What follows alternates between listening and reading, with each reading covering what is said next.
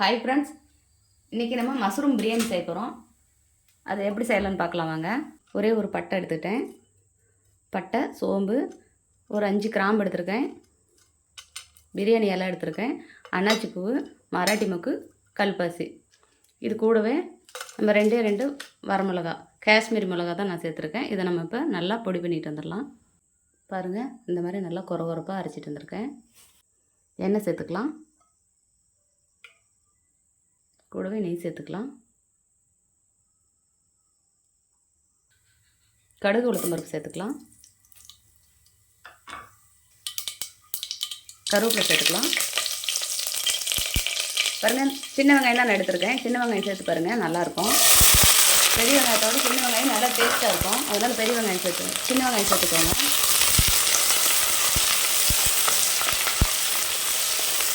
இதுக்கு வந்து வெங்காயம் வச்சாவே சேர்த்துக்கணும். நான் வெங்காயம் வச்சா தான் போட்டிருக்கேன்.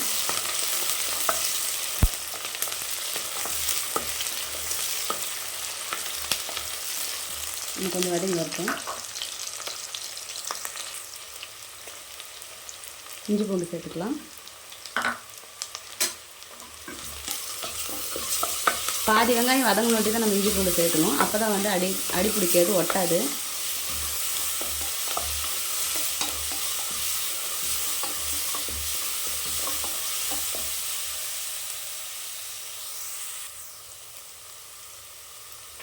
உப்பு சேர்த்துக்கலாம்.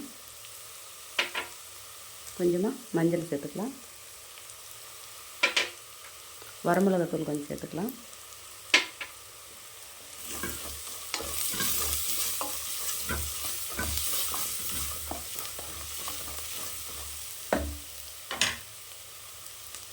தக்காளி நான் 5 தக்காளி எடுத்து வச்சுருக்கேன், சேர்த்துக்கலாம்.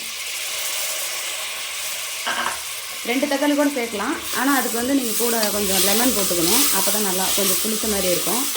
இப்போ நான் லெமன் சேர்க்கல, அதனால் வந்து 5 தக்காளி எடுத்துக்கிட்டேன். நீங்கள் லெமன் சேர்த்தீங்க அப்படின்னா 2 தக்காளி எடுத்தால் போதும்.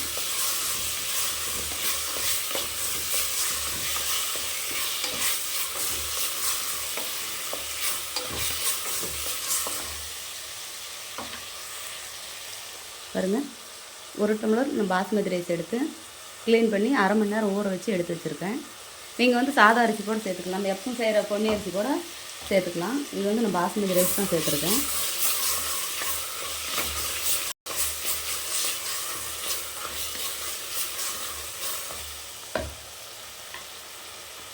நம்ம மசாலாலாம் பொடி பண்ணி வச்சோம் இல்லையா, அந்த பொடியை சேர்த்துக்கலாம்.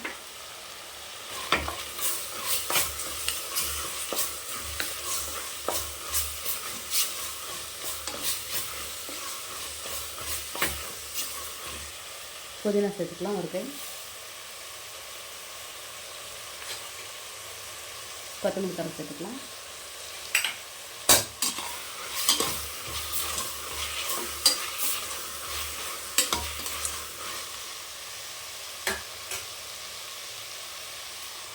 தயிர் சேர்த்துக்கலாம்.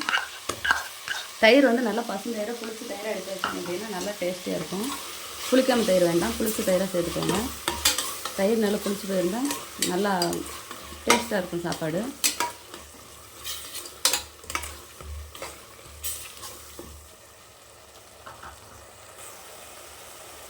காளானை சேர்த்துக்கலாம்.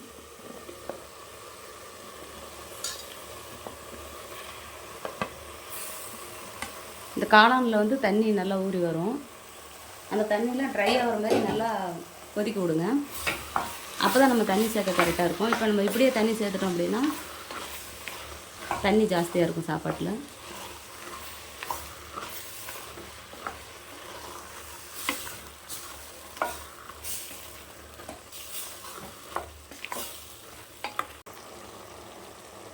ரைஸை சேர்த்துக்கலாம் அதுலேயே.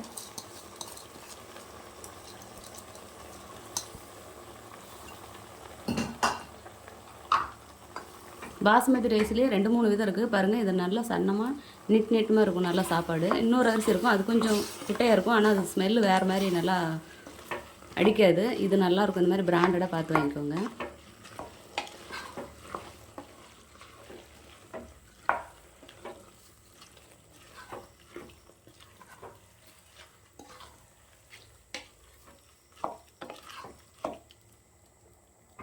ஒரு கொதி வரட்டும், தண்ணி சேர்த்துக்கலாம். உப்பு இன்னும் கொஞ்சம் சேர்த்துக்கலாம். கல்லுப்பு சேர்த்துக்கோங்க. தூளுப்போட கல்லுப்பு தான் பரவாயில்ல, அதனால் கல்லுப்பு எடுத்துக்கோங்க.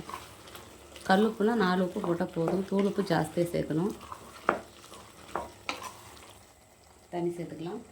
நான் 1 டம்ளர் பாஸ்மதி ரைஸுக்கு 1.25 கப்பு தண்ணி சேர்த்துருக்கேன்.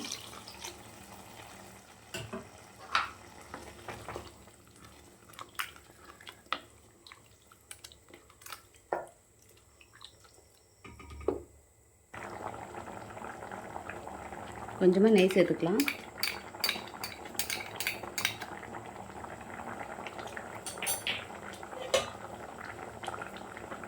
கொஞ்சமாக கொத்தமல்லி தழை சேர்த்துக்கலாம்.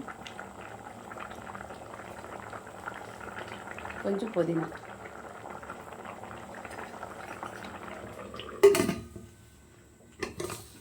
விசில் போட்டுக்கலாம். ஒரு விசில் வந்தால் போதும். பார்க்கலாம். ஓப்பன் பண்ணி பார்க்கலாம்.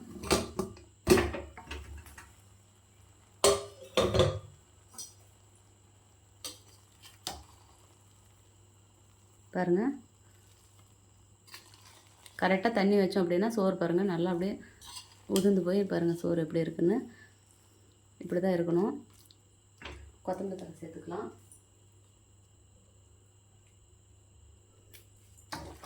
பாருங்கள் நல்லா அரிசி வந்து நம்ம தண்ணி ஊற்றாததுக்கு முன்னே நம்ம அரிசி சேர்த்துக்கணும். அப்போ தான் நல்லாயிருக்கும். இதை நம்ம இப்போ ஒரு பிளேட்டில் மாற்றிக்கலாம். இதே மாதிரி நீங்களும் உங்கள் வீட்டில் செஞ்சு பாருங்கள். செஞ்சு பார்த்துட்டு எப்படி இருக்குன்னு எனக்கு ஒரு கமெண்ட் பண்ணுங்கள், லைக் பண்ணுங்கள், ஷேர் பண்ணுங்கள், ஒரு சப்ஸ்கிரைப் பண்ணிடுங்க.